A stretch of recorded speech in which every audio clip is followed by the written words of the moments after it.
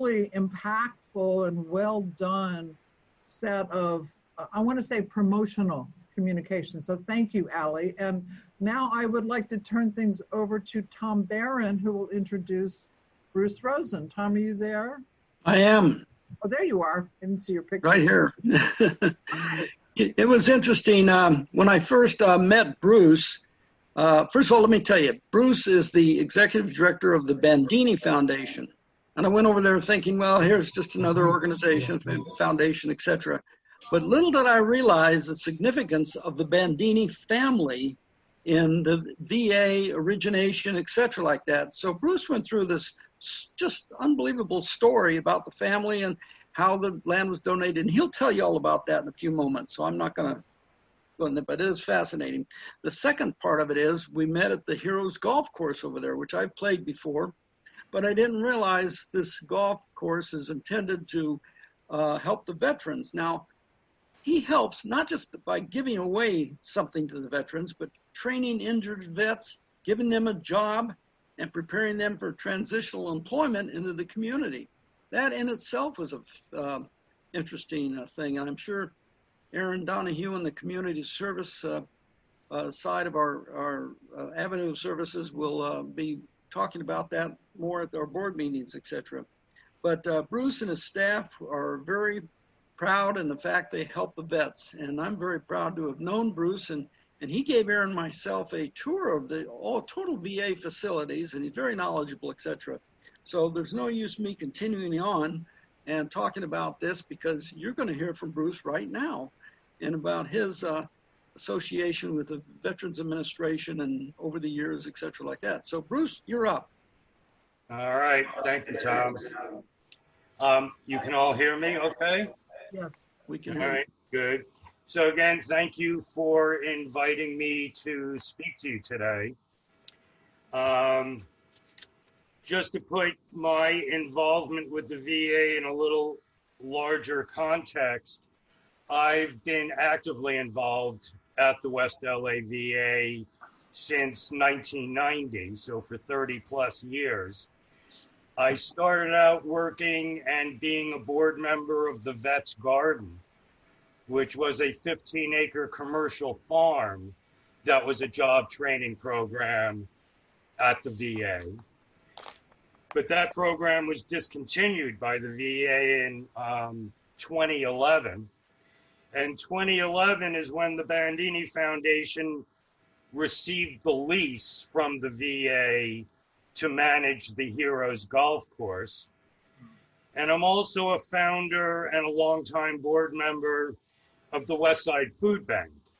So through the food bank, I've come to know all our member agencies, which includes most all of the charitable agencies in Western LA County, and includes all the nonprofit agencies at the VA and around this community. So that's my background.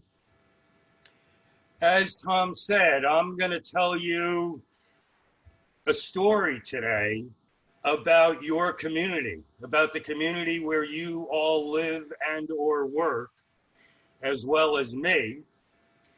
And for sake of time, I'm going to skip the dinosaurs and the Indians. So if you'd like information on the dinosaurs or Indians, you should visit the La Brea Tar Pits or the Santa Monica History Museum. But not to minimize the importance of those periods of time. But for today's talk, we're going to start in 1840.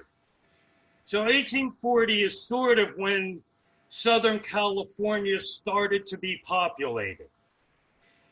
In 1840, Southern California was Mexico, as was Texas and much of the Southwest region of what is now the United States. And in 1840, there were about 8,000 people in the state of California, not counting the Indians. There were probably 50 to 100,000 Indians, but there's no real recorded documentation from those times. In 1846 to 1848 was the Mexican War, where the United States took Texas and all the Southwest territories. And then in 1849 was when they found the gold up north. There actually had been gold found in Southern California starting in the 1840s, but it was much smaller quantities, and it was the 1849 strike that got so publicized. And so we went from, 10,000 people. The gold rush brought about 300,000 people to California. So by 1852, there were several 100,000 people in the state, and the cities of Los Angeles and San Francisco started to be developed as urban centers. In 1850, we became a state. It seems like a long time ago, but it wasn't really that long ago. And there were almost 100,000 people here in 1850, which was documented by the U.S. Census in 1850, because once we became a state, we were the United States. In 1860, we had almost 400,000 people in the state. In 1870, almost 600,000 people in the state. And in 1880, almost 1 million people had arrived. To 818-907-8144 and ask for results. Thank you. Goodbye. The Civil War took place from 1860 to 1865. And that brought, we were not allied in the Civil War, but a lot of people from the rest of the country seeking refuge from the war continued to come here.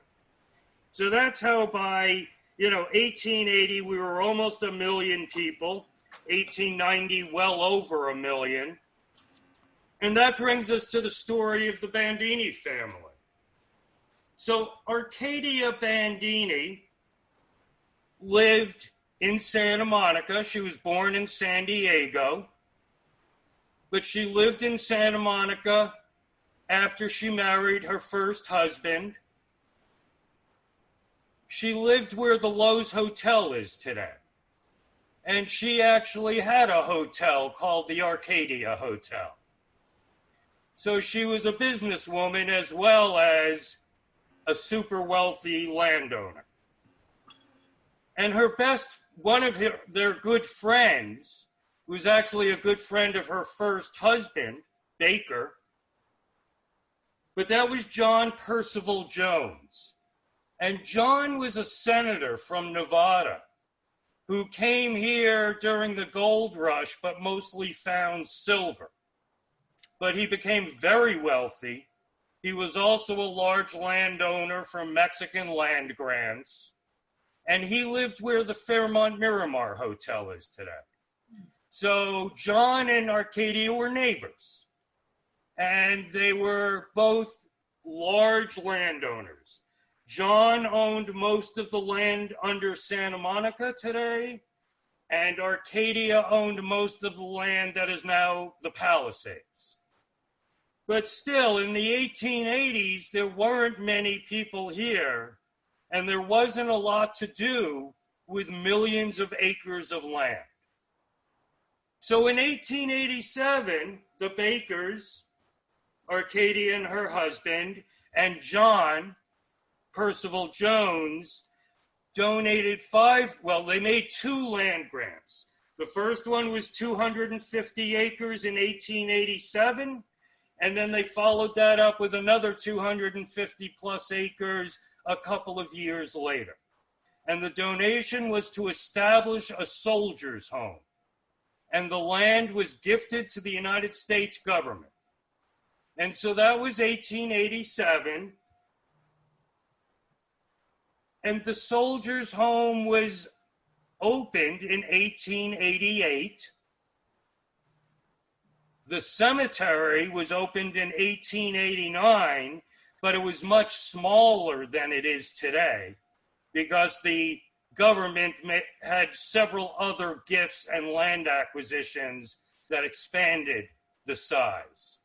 But as I said, in 1887, they made this land grant to create the first soldiers' home west of the Mississippi.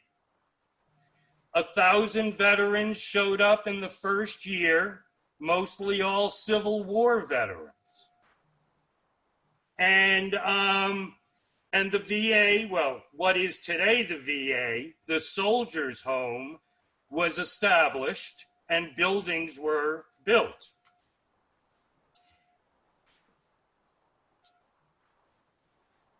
That was a really incredible time because the Arcadia and John also donated the land that today is Palisades Bluff Park on Ocean Avenue in Santa Monica, the park at the top of the bluffs that you can look out at the ocean on. And that was a gift as well from the two of them.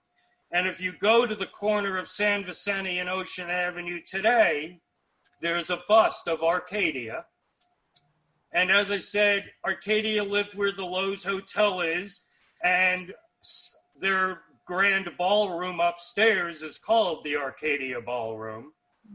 And John, which was the Fairmont Miramar, if you go there, they have a display of photographs recognizing his contribution to the establishment of these communities. But Arcadia is considered one of the founders of Santa Monica. John went back and forth from Nevada because he was a senator, and he continued to serve after he had come here. He served for several terms. So by 1900, there were like 1.5 million people living in California.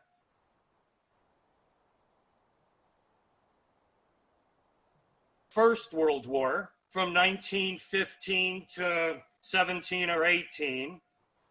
And after World War I is when that soldiers' home really peaked. There were 6,000 veterans living on the campus by about 1920. And through the 20s, it was a soldiers' home.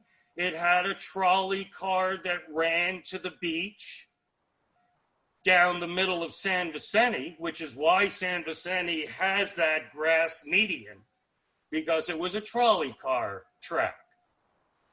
The chapel that you've probably all driven past many times, that white chapel on the north side of Wilshire, right at the entrance to the VA, it's actually the oldest original standing building on Wilshire Boulevard.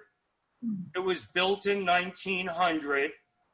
Unfortunately, it's not currently usable and hasn't been since the Northridge quake in 94. And because the VA campus is all historically protected, you can't knock that chapel down and just build a new chapel. You have to restore the building to look and be exactly as it was originally. And unfortunately, that's a crazy expensive thing to do, to repair the earthquake damage and remove the asbestos and return it to its original condition. So that's why that chapel sits vacant, although the Bandini family is also the authorized entity to try and raise the money to restore the chapel. And we hope to one day accomplish that. But we're talking $25 million or so. So that's not going to happen real soon.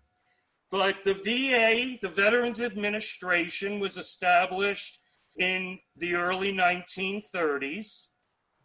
And the Soldiers' Home became part of the VA. and the VA Medical Center was established in the 1950s. The original hospital was built in the 50s, and many of the buildings that are still standing today were built in the 1950s. So now we're not talking that long ago. I imagine several of you may have even been living here in the 1950s. I didn't arrive in California till the 1970s, but the transformation of the VA has been somewhat of a sordid tale. After peaking with the 6,000 veterans, and when it was a true veterans community in the 1920s, once it became part of the VA, the government worked to, I don't know what the right word is, but to destructure the VA and to not make it a community any longer. And a lot of you are probably aware that the Bandini family sued the government twice for being in violation of the land grant. First, during the Reagan administration, when they tried to sell the land, and they wanted to sell the land because they were good business people. Let's sell the land in Brentwood and let's buy land in Inglewood and move the Veterans Center at 1/10 of the cost and make some money. But the family sued and said, you can't do that. This land grant was made to be a soldier's home in perpetuity and to be maintained and sustained as a veteran's home. And if you don't want it, meaning the family saying to the government, if you don't want it, you are welcome to return the gift. And so they won that suit, and the government decided not to give it back to the family. But the family's always been on good terms with the VA somehow. And so the VA decreased the services that were available to veterans all through the 80s and the 90s and the zeros. And that led to the lawsuit that took place 12 years ago, 2008 through 2010, where the ACLU represented the family and sued the government again because they were utilizing the land and leasing the property to organizations and corporations that had nothing to do with veterans and didn't provide any services or benefits to any veterans. And that includes, nothing bad. Like, these are members of our community. But 20th Century Fox had a lot of storage facilities. Enterprise Rental Car rented many parking lots to park their inventory of cars. Tumbleweed Transportation used it as an overnight parking site for their buses. There was a commercial laundry across the street from the Jackie Robinson Stadium. UCLA and the Jackie Robinson Stadium, Brentwood School and their athletic fields. So I could go on, but these were all violations of the land grant because it didn't create any services or benefit for veterans. The VA leased the land, and the lessees paid a monthly rent, but because of the way our government works, the money didn't stay here. The VA works on a budget authorized by Congress every October, hopefully, not always by October. And if they earn unexpected revenues, they can't just apply it to new programming. They have to send it back to Washington to be put in the general fund. So that was the problem. All these leases and all these millions of dollars that were being generated we're not doing any good for our veterans. And now this is a time where homelessness got out of control. And we had thousands of veterans living on our streets while the VA was leasing land to private corporations and not doing anything for those homeless veterans. The idea that we would send people to defend us and protect us, and then sometimes some of those soldiers come home and they have issues. And it led to thousands of homeless veterans just in Los Angeles. And as a society, we let them sleep on the street. But thank goodness things have changed. So you've probably all seen the changes, but because of the pandemic, everything's different. So after ignoring homeless veterans for decades, including encampments right outside the VA fences, nothing was done for homeless vets. But today, all homeless vets are welcomed on the campus. 2 parking lots are now being used by Safe Parking to provide overnight parking to veterans living in their vehicles.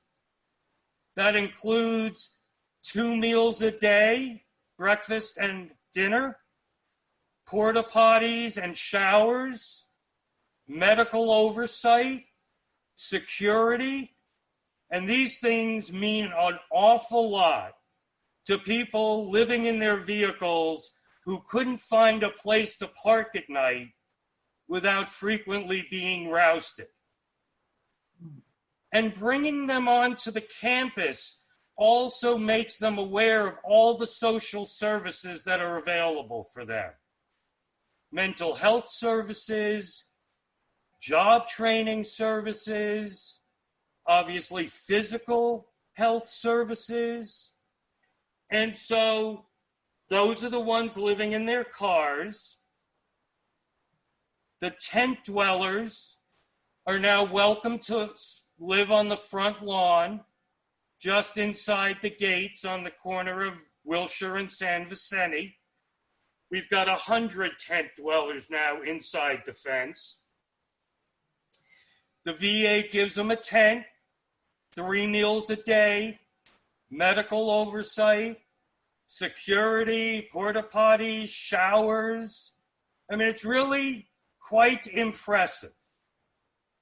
In March, the VA opened a new shelter, 200 beds, which has been reduced to 100 beds during the virus for social distancing.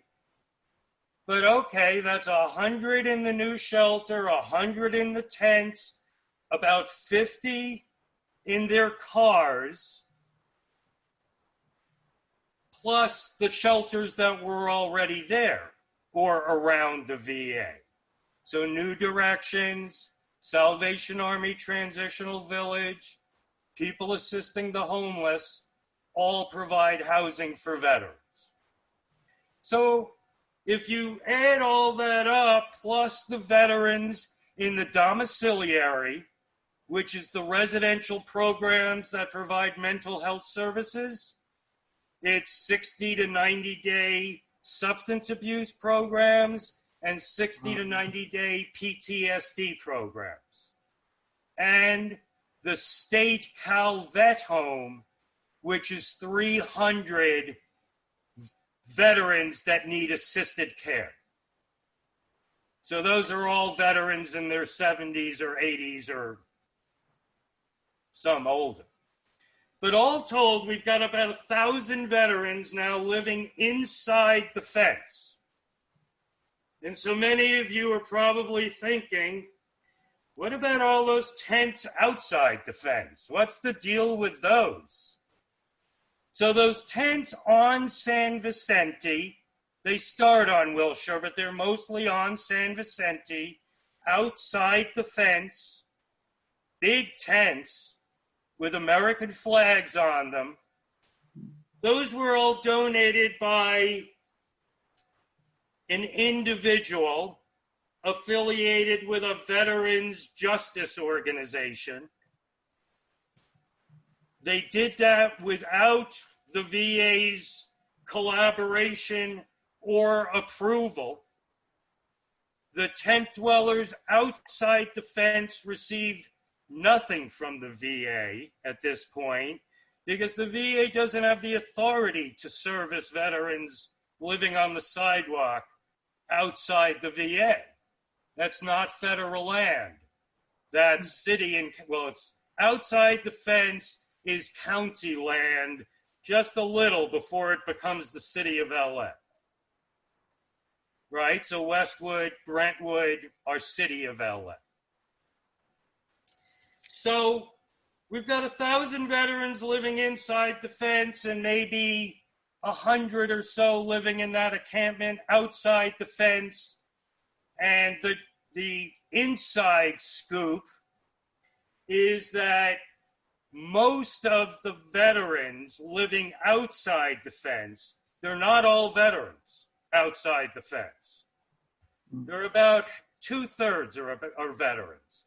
And about 1/3 were just other homeless people that happened to be in the right place at the right time to get the donation of those tents. But the 2/3 that are veterans, most of them have the big tents outside and the small tents inside. And so they have a tent inside because they want to get 3 meals a day and they want to have their temperature checked every day and be given all the virus protective supplies, masks and gloves. And they also get the tents, they get the tarps. So it's just given to them. So what they mostly do is have a tent inside to come in for their meals and to see the doctors. And they go outside because the bigger tents are a nicer place to live if you're homeless and you make that decision. But that's the story of the homeless. And now I've only got a few more minutes before I want to open it to questions. So now the next phase, the redevelopment of the campus. The VA settled the suit with the ACLU in 2010, and the settlement agreement required the VA and the federal government to create 1,200 units of independent housing for veterans. They haven't started yet, but the fences are up and the trucks are there. If you want to see what's happening, drive onto the campus, go to the very north end of the campus, which is where the golf course is and the MacArthur soccer field, and you'll see there's fences around 2 buildings, 205 and 208. Construction starts now. It started. It's a 2-year timeline to refurbish those 2 buildings into 108 units of housing. If you want to see what it'll look like, look at the building right next to them, 209. 209 was refurbished about 10 years ago. Mostly the catalyst was Bobby Shriver during his campaign for mayor. So when was that? At least 10 years ago. He got the money together and got the VA to agree to refurbish 209. It's not part of the master plan, but it is part of the housing being provided for veterans, and it's now 54 units of independent housing. It's quite lovely. Like, I'm quite impressed as a longtime nonprofit person to see how nice they made this. But each veteran gets a bedroom, a bathroom, a kitchenette, and a den seating area. So there's 54 of those units. And the building 209 And when they're ready, 205 and 208 are all being managed by Step Up on 2nd, the organization that's on 2nd Street in Santa Monica and has a shelter. And these are all formerly homeless, mentally ill veterans. So those 3 buildings, about 160 units. And then starting in the first quarter of 21, they're starting construction of 2 new apartment buildings on the soccer field. So that's the MacArthur soccer field. Unfortunately for the soccer players, will no longer be a soccer field, but by the end of 22, it's expected to have 2 new apartment buildings with 150 or so units, half for women veterans and half for disabled veterans, men and women. So they're really starting to reach out to the populations and the veterans communities that they should have been serving decades ago. But I'm privileged to be part of it. And I don't work for the VA. I work for the Bandini Foundation. And we're one of the nonprofits on the campus that have a lease with the VA to manage certain assets, properties, land areas. And we are creating a full rec center out of the golf course area. We've just installed a new clubhouse and veterans center, which is in its final stages of construction. Unfortunately, we couldn't build a new building because of the historical, cultural regulations that govern new construction. So we had to do a modular structure, but it's a nice 2,200 square foot brand new building with decks and seating areas that we've put in. And now we're going to put in a new full range of recreational activities that include other activities like horseshoes and cornhole and ping pong and a basketball hoop and a fitness area and some walking trails. And the Veterans Center, the clubhouse, has 2 TVs mounted on the wall, and the outdoor canopied seating area will have a large screen TV. So we have food service now because we have a kitchen and a snack bar. And so we're really going to become the primary gathering, socializing space for the whole campus. And by the end of 22, there should be at least 1,500 veterans living on the campus, with several hundred more to get us over 2,000, probably by 25. And then the commitment to get the population of veterans living there over 3,000, probably by 30. I'm sure you're all well aware of how hard it is to pin down the federal government, and it's super hard to pin down the money. But we're making real progress. Amazing things are happening there. I welcome you all to visit us at the Heroes Golf Course. I don't know if we have any golfers, but we're a par 3 9-hole golf course that was created in 1946 for the soldiers coming home from World War II. And this 2021 will be our 75th anniversary. All veterans use the golf course in our facilities for free. Non-veterans pay a greens fee, but it's less expensive than Rancho's par 3. And it's a beautiful, beautiful course. All our golf course employees are veterans. And it'll be a wonderful place for the whole community to come and be able to experience the recreation, the nature, and the socializing areas that we're creating. So I think I hit it on the nose. Well, I'm 1 minute over. But I wanted to leave time for any questions. So please feel free. I have a quick question. The two buildings you're talking about, are those the ones off of San Vicente? Like if you're going towards Brentwood, they're off to the right, kind of where that gate that used to be open. Well, the gate's closed. The new shelter is right inside that gate. It looks like a big tented facility. It's two big tented buildings that are permanent, but that is the 200 bed shelter that was county and city money, and the VA donated the land to build it.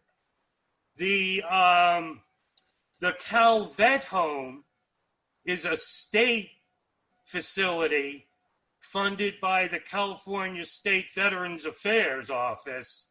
And again, the VA donated the land. So there's been great collaboration between, the federal government is not well known for this kind of stuff. But the federal government, the county government, the city government, and the nonprofit community are really all bonded together on redeveloping the site.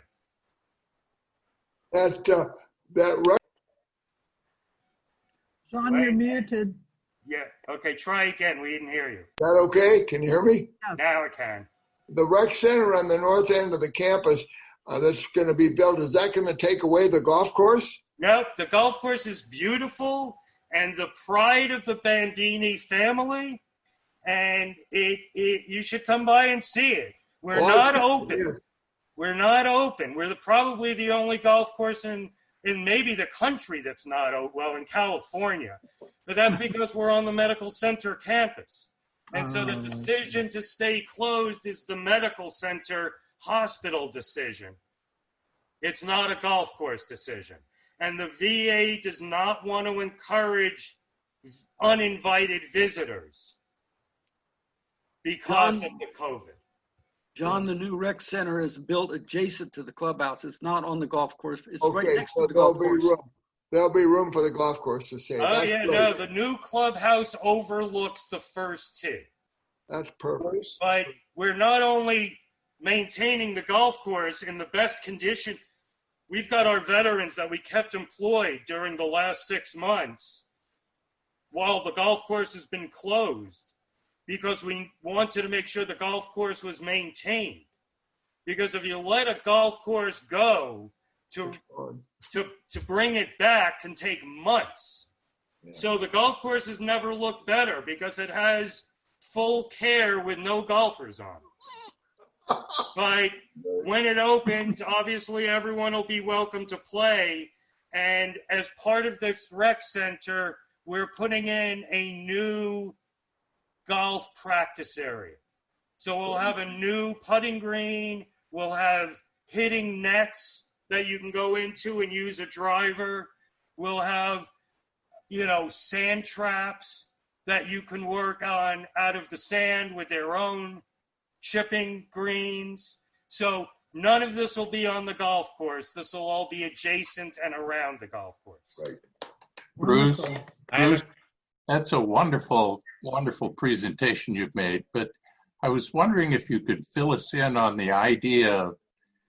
It would seem to me that if the land in that key area was sold, it would generate hundreds of millions, if not billions of dollars. Billions. And why you couldn't service more veterans, California veterans, or veterans of all status, you're right, in a different facility and different area. Right. And why aren't we doing that? Because the government doesn't do that. The government has only attempted, when they've wanted to sell it, to invest a smaller amount of money and not to create any additional services. Right. If the VA would say, we'll build a state-of-the-art medical center with twice as many services and twice as many housing facilities for veterans I think the family would say, okay, but not to have less for veterans if they sell it. And that's, that's the only course the federal government has taken thus far. And under the current administration, they're hands off on California. Like, what, has Trump been here once? I think he came here once. But I'm surprised with his appeal to the veteran community that he's made no comment, no showing, no input on this whole redevelopment. Nothing. So this is all just about the VA being inept and not wanting to use I'll their... say that the political system is inept, and the VA is part of the political system, and they have to work within that system. Yeah, if you understood how hard it is for us to get authorization to do anything, it's always a multi-year process to get an okay to do anything. It took us 7 years to get the okay to put in the building, the clubhouse. We got the funding 7 years ago from the Annenberg Foundation. And it took 7 years, and the VA told us, okay, get the money and we'll let you put in a clubhouse. And then after we got the money, they said, no, that's not okay. And 7 years later, they said, okay. So the process is we have to get authorization from the greater LA VA healthcare system, which is cited out of West LA, but includes Sepulveda and downtown VAs. Then once the decision is made by the leadership to okay something, they have to submit it to the Long Beach VA. Long Beach VA is the regional VA oversight for Southern California.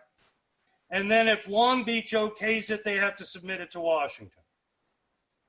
And then if Washington okays it, you can do it. And so you can imagine, administrations change, VA secretaries change, leadership at the VA, Greater LA, Long Beach, changes. It's really hard. So we do the best we can, and we work with what we've got. And I wish I could make things work better, but I don't have the capacity to do that. I have one. Hello. Yeah, Michael.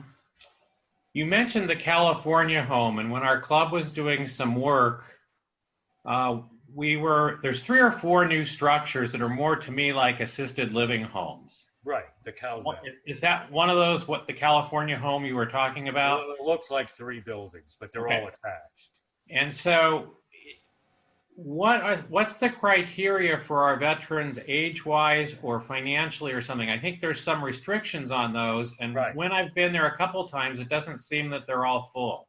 And then my other question it used to be full. Again, this is how the government works. And this was the state. This wasn't the federal government. Again, the federal government donated the land for the state to build the Calvet facility. And they built a 350-bed assisted living facility, and they forgot to put in the kitchen. And it was too complicated for the state to bring in the food every day, 3 meals a day. Obviously, we know it shouldn't have been too complicated. But for the first 18 months, they couldn't fill it because they said they couldn't feed all the veterans if it was full. But now it's full. And so it's 300 plus veterans. Again, I think the minimum age is, like 65 or 62, but it's assisted living. So it's mostly Vietnam vets, 70s and 80-year-olds. And yes, there are income limitations, and it has to be referred by a VA medical team. And the other question I had is, we used to support the Red Cross that had a building there. Right. They lost their lease. because they were one of the lessees that weren't providing any services to veterans. And so their lease was not renewed. So how does Brentwood and Jackie Robinson keep their lease in light of that? Because they promised to become veteran-centric. So veteran-centric is the VA's word, not mine, but that's the qualification for being able to lease land. And when I tell you that Brentwood School and UCLA have become very impressively active at the VA in providing services to veterans, no overstatement. The Brentwood School provides dinner once a week in the safe parking lots. They provide lunch twice a week to the tent dwellers. They provide scholarships to their summer camps to the kids of veterans. They provide use of their athletic facilities in the evenings to not now because of COVID, but they were doing it, and they say they'll do it again. UCLA runs the UCLA VA Wellness Center. It's a full program to provide a whole range of services from art therapy to book writing to filmmaking to cooking that they provide to veterans. They opened a legal clinic on the campus for veterans, which isn't really open as much as it should, but they kept their leases because they were the litigants. The suit was against UCLA and Brentwood as the lead litigants. And in the settlement, Brentwood and UCLA said, we'll do whatever we have to do. And as such longtime community members, and also, understand, UCLA has long provided almost all the interns for the VA Medical Center come out of the UCLA Medical School. And Brentwood Glen, which is the community just next to the VA, was a UCLA community. It was mostly UCLA faculty when it was established. So UCLA was deemed a critical community member, and Brentwood School's lease is quite large, and the amount of money was increased on top of their commitment to become veteran-centric. Bruce, excuse me, I'm sorry. I want to just momentarily interrupt you because I know that we're at 1:30. Some of you may need to leave, and if so, please feel free to do so. Bruce, if you wouldn't mind taking any more questions that we have. Are there more questions? Be happy to. Okay, thank you. We appreciate that. So again, thank you for everybody for coming. By the way, Brian Whitney, happy birthday. And happy for birthday! those and for those who would thank you, everyone. like the opportunity to ask questions. Well, let me just say one more thing before anyone leaves. That as I said, we're a job training, vocational employment program for veterans, and then we help them move on to competitive employment in the community. And our veterans are really quite skilled. If you ever want to come up to the clubhouse and see the construction work they do and talk to them and see the golf course maintenance work they do, it's quite impressive. They are really quite outstanding. And most of the local country clubs have now partnered with us, and several are hiring veterans after they work for us. So after working in golf course maintenance for 3 or 6 months at Heroes, we've been able to place veterans at Brentwood Country Club, Hillcrest Country Club, and we're now in partnership with LA Country Club, Bel Air, Riviera, and all the clubs are now helping us maintain the course, which is partly why it looks so good, and also helping to hire and create, full-time living wage jobs for our veterans. Wonderful. So they can get independent housing and really become independent members of our community. So I welcome you all to come visit and see it and learn more. I'm happy to talk to anybody, but if anybody here is hiring, you know, I don't want to say lower skilled, but, you know, not higher skilled professional positions, then we'd be happy to talk to you about it. How big is the Bandini Foundation, and is that where most of their funding goes to the veterans' property? It's all they do. The foundation was established in 2011 because they wanted to bid for the lease to manage the golf course. And you had to be a nonprofit organization to bid.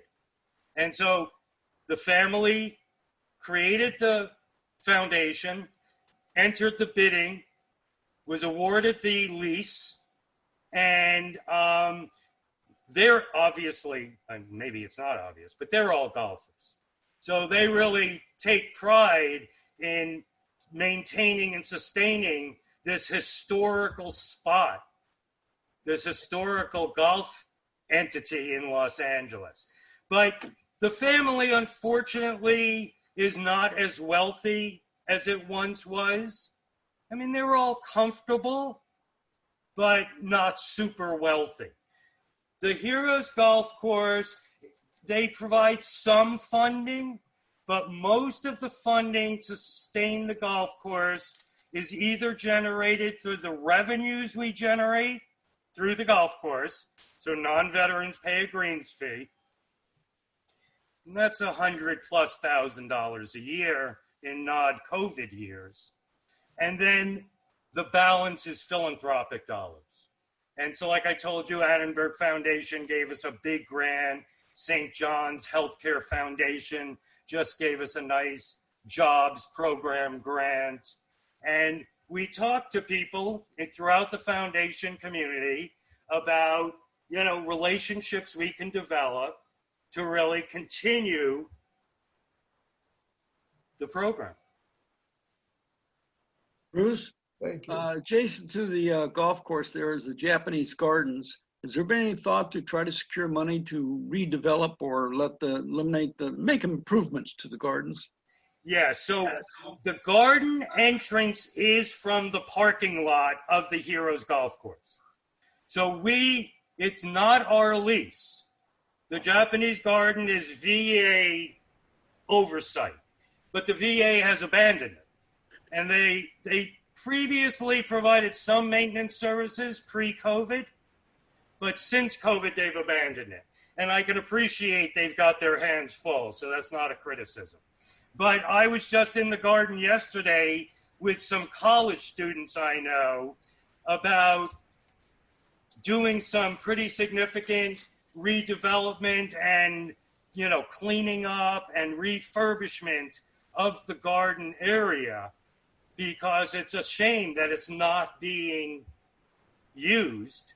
And for those that don't know, the garden was established in the 1950s by the California Landscaping Association, and they were looking to create a healing environment for veterans to spend time. So it's peaceful, it's really quiet, it's really pretty when it's cleaned up.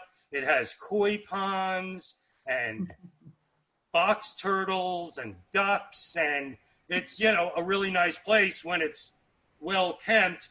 And it is something we are trying to do, but once we've identified the resources, then we have to clear it all through the VA. By the way, I see Carol's been trying to ask a question. Oh, I'm sorry. Thank you, Bruce. I'm Carol Rosenstein, Hi, Carol. member of the club. Hello. I'm a founder of Music Men's Minds. We bring music to seniors globally with the help of Rotary International Clubs. For several years now, we have given music in the Home for Heroes, which I think could have been the old soldiers' home that you're referring to. Yeah. And we've had an amazing music program weekly in the Home for Heroes. That's We terrific. We lost our conductor. I'd like to talk to you about reconnecting with some musical vets. That would be great. We can restart it there and maybe in the domiciliary as well. Love to talk with you and move music back on campus at the VA. Yeah, no, that would be wonderful. And I mentioned that we're trying to also start an art therapy program. Lovely. And I'm calling it an artist in residence program, but it's really a program to promote art amongst veterans living on the campus. We can certainly bring music. Yeah, no, so it'd be terrific. Together. Love to talk with you. Okay, so we'll make a point of that. Thank you. I see Don Park has a question. There you go, Don. I don't have a question. I just want to say hi to everybody. I haven't seen them for so long. And thank Mark for setting me up so that I can do this. There, he's in the background there. So it's great to see you, Don. Thank you. Good. Glad to see everybody. And could Bruce, I make a comment? Oh, please, go ahead. Bruce, I'm a 40-year resident of Brentwood, recently moved to Long Beach. So I used the facilities there, and I have to really compliment you on the way you're dealing with all of this. I have a taste, as most of the Brentwood residents are, a feeling for that location and all the troubles in the past. You really got hard in it. Thank you so much for that. So if you're in Long Beach, have you seen the Village at Cabrillo? Thank you. No, I haven't as yet. Okay, so the Villages at Cabrillo is a homeless veterans community that's run by U.S. Vets. And U.S. Vets is part of the master plan oversight group that's redeveloping the West LA campus. So if you want to see what we're going to look like, go to the Villages at Cabrillo. And that's the plan to recreate that on our campus. Thank you. I will certainly do Wonderful. that. Are there more questions? Bruce, I'm sure you have plenty of things on your plate. This was an absolutely fascinating and wonderful talk. Thank you so very much for your time. I learned a lot today. And thankfully, we record all these sessions. So for anybody who'd like to re-listen, that will be an option. It will be on our website. But thank you again. I know that you have been in contact with our Community Services Chair, Aaron Donahue, and our board member, Tom Barron, and we will be continuing to speak with you. And I would have more questions if it weren't running so long, but again, thank you so much for your time. All right, well, anybody feel free to email me if that's convenient. I'd be happy to answer any more questions or provide any additional information. Thank you. I think you can count on that. Thank you so much. Certainly, Aaron and Tom have all my contact info. Wonderful. We do. Wonderful. We will. And Tom, thank you so very much for setting this fascinating program up. It was very, very worthwhile. I told you it'd be interesting. And it's only remarkable how few including myself, how few people are aware of this history. Yes. Of our community, that, it isn't that distant, that there should be, I would say that, as Tom knows, if you took a survey just walking down San Vicente Boulevard where all the stores are and asked how many people know there's a 75-year-old golf course at the VA, the vast majority would say, you're kidding. Never heard of it. Never knew that. Agreed. So it's interesting how much of a lack of good communication has taken place. But we're trying to improve on that, and anybody who might have any ideas or thoughts about how we can just communicate the fact of what's at the VA and that the golf course is a place that's open to the whole community, that would be great. Wonderful. Thank you again so much. We look forward to updates in the future. Well, I'll look forward to when we can really open and we can invite you all to come and play golf. Oh, that's great. Thank you all for being here. Everybody have a great week. And we will meet again next Thursday, which is September 17th. Take care. Stay safe. All right. Thank you. Goodbye.